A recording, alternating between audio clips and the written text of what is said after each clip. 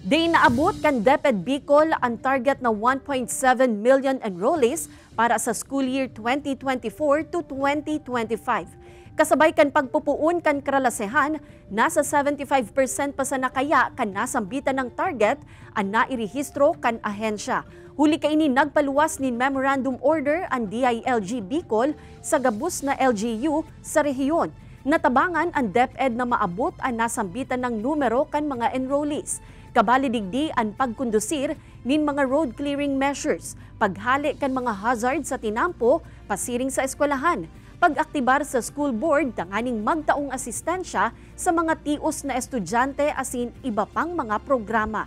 Madurar hasta sa Setyembre 30 ang deadline kan mga maut na maghabol sa enrollment.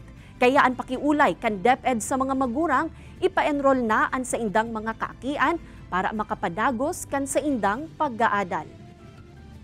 We are still hopeful kasi accommodating pa kay mga enrollees ang mga public schools na mahita ining target.